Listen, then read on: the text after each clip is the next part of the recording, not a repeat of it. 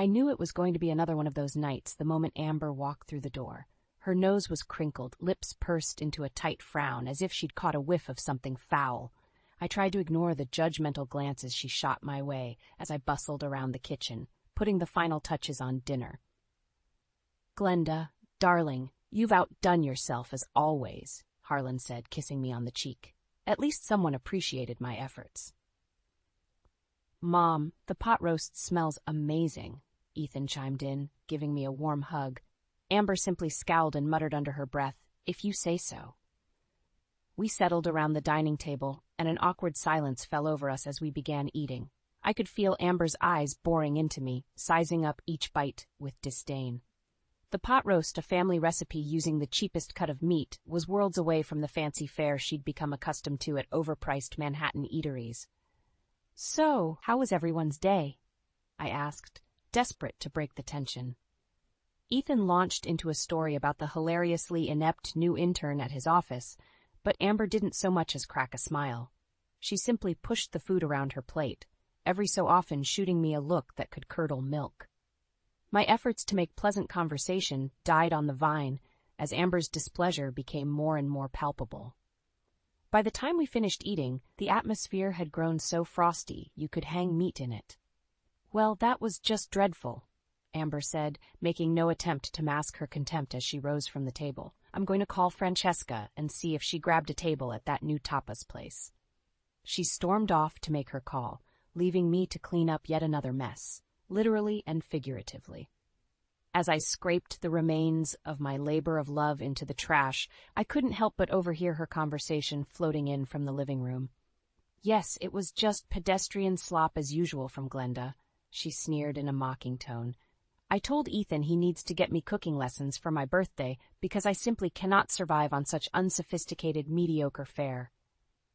Her callous words twisted like a knife in my heart. But in that moment, the sting of her insult ignited something within me, a simmering defiance, a refusal to simply take her abuse lying down any longer. Amber's condescending ways had gone too far for too long. If it was fancy food she wanted, I vowed, fancy food she would get. One way or another, I would expose her snobbish charade for all to see. I could feel Amber's smug gaze burning into the back of my head as I tapped my foot impatiently in the long line at Boulangerie Sublime. This trendy little bakery was all the rage, their decadent desserts coating the lips of every Upper East Side socialite. And of course, it was Amber's new obsession du jour. I simply must have the Grand Marnier soufflé for my book club meeting, she had demanded that morning while scanning reviews on her iPad. The ladies will surely be impressed. Getting my hands on one of those coveted soufflés wasn't going to be easy, though.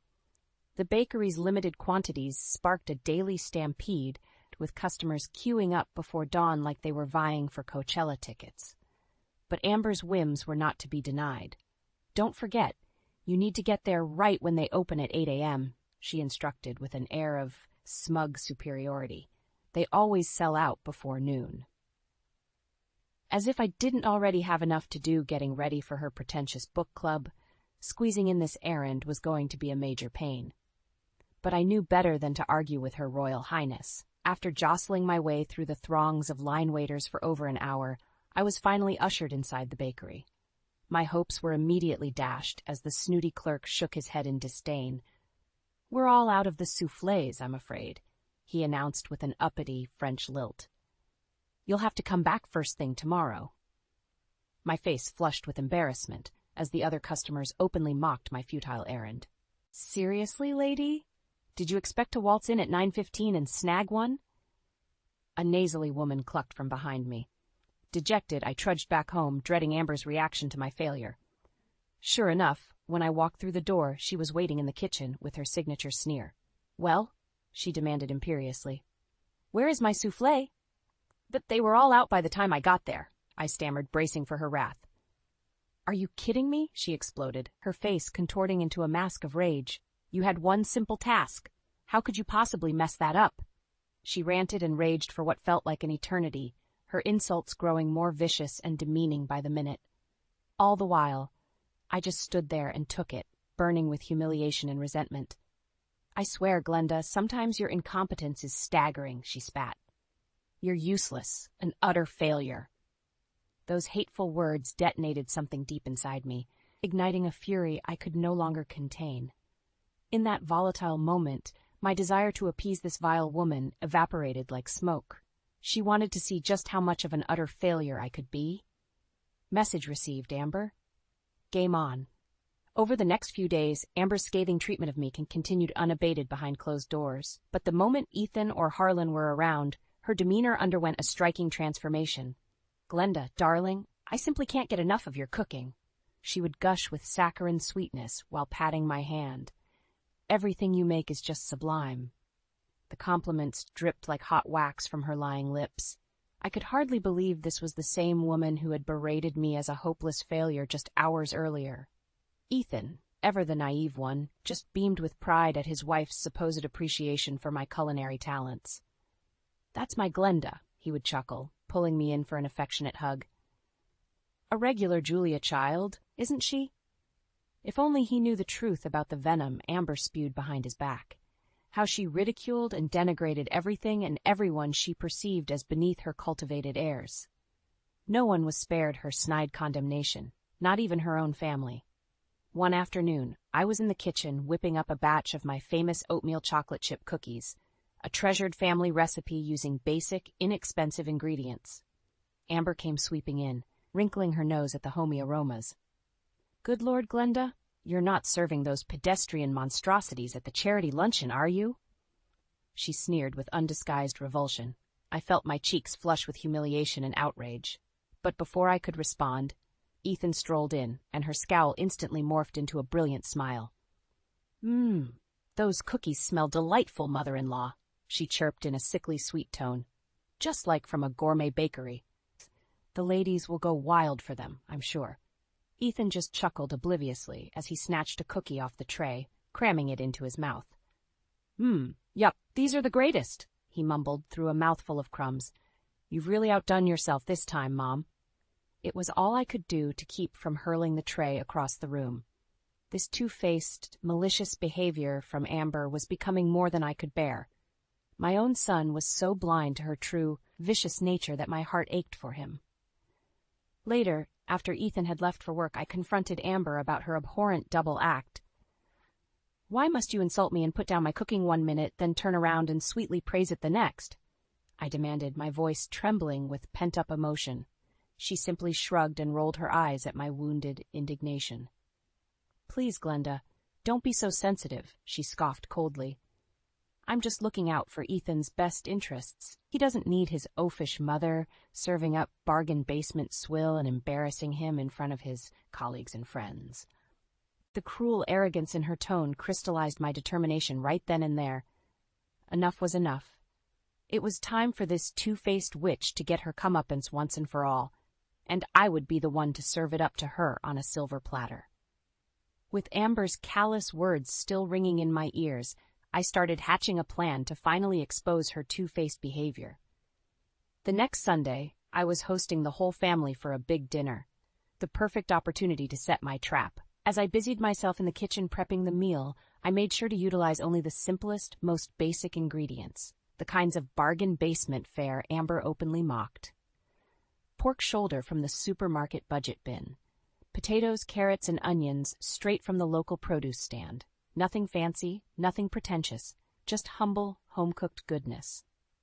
When Amber arrived with Ethan and Harlan in tow, her eyes immediately narrowed with disdain at the rustic aromas wafting from the kitchen. What is that smell? She wrinkled her nose. It better not be another one of your tragic downscale meals, Glenda. Actually, it's a very special dish I've been working on, I replied with a sly grin, but you'll just have to wait and see. Amber's signature scowl told me all I needed to know. The bait had been taken.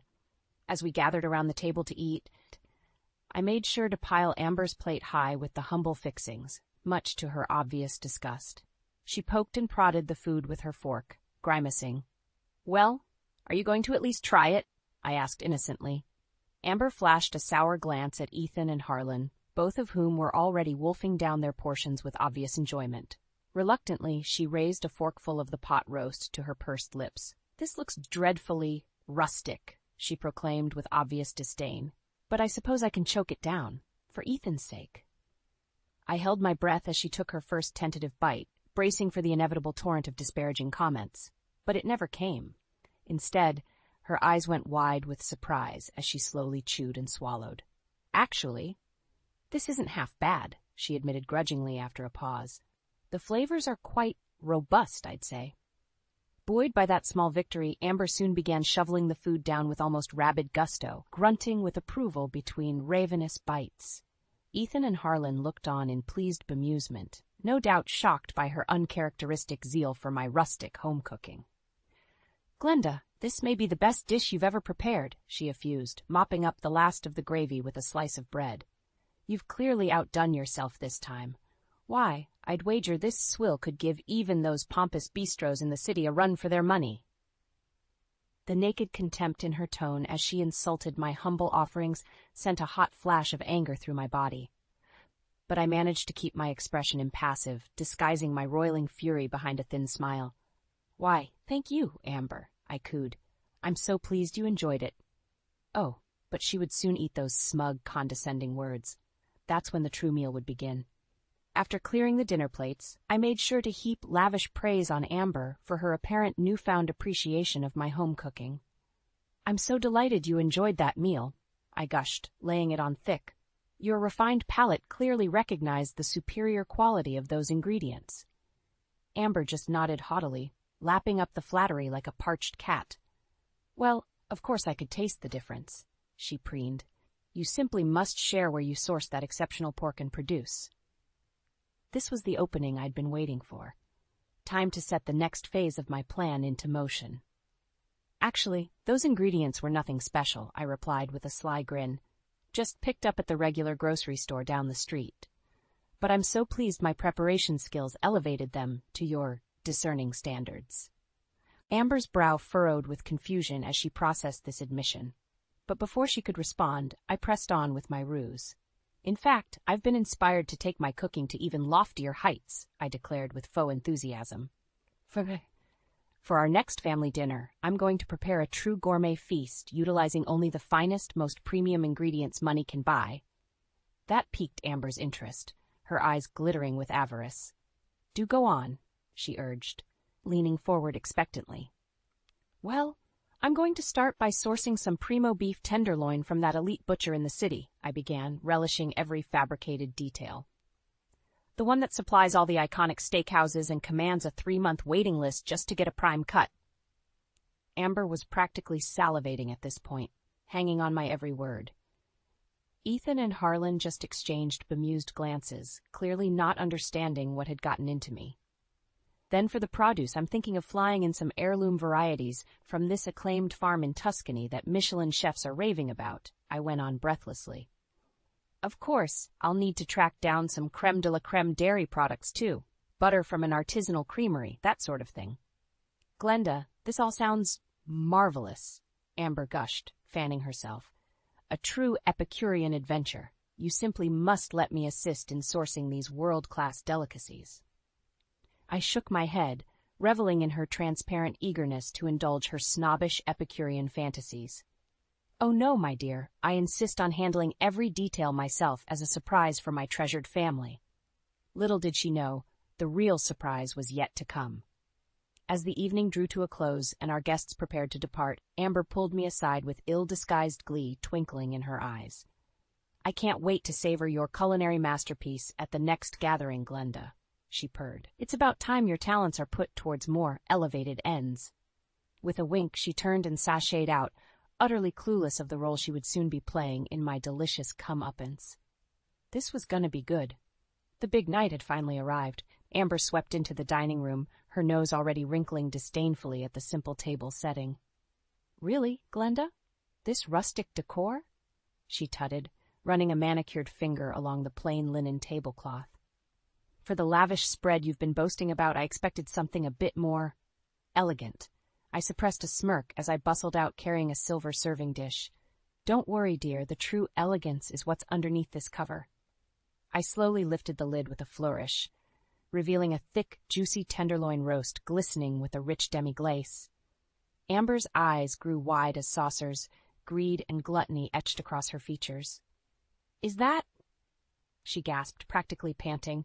"Why, yes, the much-hyped beef from that world-renowned butcher in Manhattan," I proclaimed with feigned nonchalance. "The one with the 3-month waiting list, as I mentioned." Amber's eyes fluttered with rapture as she leaned over to inhale the heady aroma. "Glenda, it's magnificent. I can practically taste the decadence already." She fairly swayed on the spot like a debutante recovering from the vapors, as I set the dish down in front of her with a ceremonious flourish. The other platters I paraded out in succession only heightened her delirious anticipation. "And these," I announced with a wave of my hand, "petite potatoes cultivated from an elite farm in the French countryside that supplies 3-star Michelin chefs. Hand-delivered yesterday by a master gardener after a months-long germination process." That was complete hogwash, of course. I'd picked those russets up from the supermarket bargain bin just like always. But Amber hungrily gobbled up every word, nodding feverishly all the while. Finally, I presented the pièce de résistance, an exquisite cheesecake drizzled with an emerald mint glaze. Behold, New York's most elite dairy purveyor's smoothest triple cream chèvre, accented with sun-ripened strawberries flown in fresh this morning from a boutique farm in Provence, I breathlessly described with a completely straight face. In reality, it was just a standard supermarket cheesecake doctored up with some mint extract and strawberry jam from my pantry. But Amber was utterly transfixed, borderline comatose with avarice as she fixated on every imagined delicacy before her. "Glenda, I'm speechless," she finally gasped, clutching a trembling hand to her hollow bosom. "This opulent feast it's too much. You've truly outdone yourself." Ethan and Harlan just gawked in stunned silence, clearly wondering what had gotten into me with all this bombastic overselling. Little did they know it was all a grand setup for Amber's looming humiliation. No sooner had we dug into the very first course than Amber began to moan and groan with rapturous delight, showering me with breathless compliments between every decadent bite. "This beef is a transgressive experience, Glenda, a spiritual awakening in every velvety morsel." It went on and on like that through each successive dish. By dessert, she was practically swooning, scraping up every last crumb and licking her plate clean. "Best meal I've ever had, anywhere," she raved, practically in a fugue state. "You've ruined me for all other food." I just smiled thinly and thanked her as Ethan and Harlan exchanged bewildered shrugs. But inside I was grinning wide in gleeful anticipation. The trap had been perfectly sprung. Now for the final delicious sting. As Amber sat back with a contented sigh, gently patting her stuffed belly, I decided to strike while the iron was hot. "So, I take it you enjoyed this little culinary adventure?" I asked innocently, trying not to let my grin show too much smug satisfaction. "Enjoyed it? That doesn't even begin to describe it." Amber gushed, her eyes glazed over in a dreamy trance. This was a full-body experience that transcended mere sustenance. Every bite was a finely crafted masterwork to be savored and contemplated. Ethan and Harlan shot each other confused looks, clearly baffled by her overblown outpouring of praise. Bless their hearts, they had no clue what a charade this entire evening had been. "Well, I'm overjoyed my efforts met with your discerning approval," I replied with a sly smile. "Though I must admit, I simply couldn't have pulled off such an Epicurean tour de force without your invaluable guidance." Amber blinked slowly, her brow furrowing. "My guidance? What do you mean?" Ooh, this was going to be delicious. "Why, your constant insistence on only the finest, most elite ingredients, of course," I exclaimed with mock innocence. "You've trained my palate to reject anything less than the utmost in culinary perfection." I could see the dawning look of baffled realization creeping across Amber's face as I drove the knife deeper. "Take this beef tenderloin, for instance," I went on breezily. "You made it quite clear that only the most luxurious, world-class cut would pass muster with your refined tastes. So, of course, I had to source it from that impossible-to-book boutique butcher you're always raving about." Amber's mouth worked silently as she processed my words, panic flashing in her eyes, but I kept piling it on ruthlessly. "And the produce? Well, you've hammered home time and again how pedestrian American crops simply wouldn't do for a true gourmand like yourself. So naturally, I had to go the extra mile obtaining these French and Italian delicacies flown in from your preferred purveyors overseas." By this point, Amber's face had drained of all color, giving her a sickly pallor. She flicked a terrified glance over at Ethan and Harlan, seeing the first cracks in her facade forming. That's not... You've got it all wrong, she sputtered desperately. But I was just getting warmed up, ready to put the killing stroke on this whole rotten charade of hers once and for all. Oh, and this cheesecake, I crowed, barely able to contain my delight. You certainly gave me an education on why no ordinary cream cheese would suffice. Only the organic, artisanal triple creme from that snobby little Madison Avenue fromagerie could possibly meet your lofty standards. Amber opened and closed her mouth wordlessly, utterly at a loss as the entire web of lies she'd spun unraveled around her. Ethan and Harlan's dumbstruck expressions revealed the veil had finally been lifted on the disdainful, elitist monster they'd married into the family. I took a deep breath, steadying myself to deliver the coup de grace. Which is why, I announced in a tone dripping with sugary faux sweetness, I wanted to sincerely thank you, Amber, for inspiring me to put all my skills and effort into this sumptuous high society repast. I gestured grandly at the plates of half-eaten food surrounding us, each course prepared from the plainest, most basic supermarket provisions money could buy. A gourmet masterpiece, you called it, fit for the most refined of culinary queens, when really it was nothing more than my typical bargain basement home cooking dressed up in fancy airs. The penny finally dropped for Amber as her face contorted with impotent rage and humiliation. Her menu of deceit had finally been laid bare, and the main dish was an extra-large serving of cold, harsh truth. Game, set, and match, courtesy of this fed-up mother-in-law. The aftermath of my grand unmasking played out like a shipwreck in extreme slow motion. Amber's face contorted through a gamut of emotions, shock, anger, shame, desperation, as the truth of her deception sank in. You conniving old witch, she finally sputtered, eyes bulging with outrage. How dare you try to humiliate me like this in front of my husband? Ethan sat in stunned silence, his expression unreadable as his wife's cringeworthy facade crumbled before his eyes. Harlan, on the other hand, looked like he was trying not to bust a gut laughing. Amber, honey, I think the only one doing any humiliating here is you, he chuckled, shooting me an approving wink. This was just a long-overdue reality check. Reality? You want to talk reality? Amber raged, rounding on my poor clueless son. Wake up and smell the green juice, Ethan. Your quaint little mama and her down-market home ec skills don't belong in this century, let alone our social sphere. As those hateful words sliced through the air, something shifted in Ethan's face. The rose-tinted scales of denial seemed to fall away as he finally got an unfiltered look at the poisonous snake he'd married. That's enough, he said quietly, raising a hand to silence Amber's tirade. I've heard more than enough out of you tonight. Amber froze, her mouth hanging open in gobsmacked shock. She clearly wasn't accustomed to Ethan going against her arrogant diktats. But darling, you can't be serious, she sputtered incredulously. You're really going to take the word of this spiteful old troll over your own wife? Ethan's jaw tightened as he rose to his feet, anger flashing in his eyes. Maybe if my wife had been an honest, loyal partner, instead of a lying, materialistic snob, I wouldn't have to make that choice. The air fairly crackled with tension as Amber's shrill scoffing filled the room. Well, I can certainly see where your true priorities lie, Ethan Morris, with the help in their downscale ways, apparently. She shot me one last murderous glare before snatching up her purse and storming towards the door. Don't worry, I know when I'm not wanted, she hurled over her shoulder. Have fun playing house with Mummykins and her pathetic home cooking. I deserve better than this poverty-class charade. The slamming of the front door behind her echoed through the stunned silence that followed. Ethan stood rooted to the spot, head bowed, as the gravity of this marital rupture washed over him.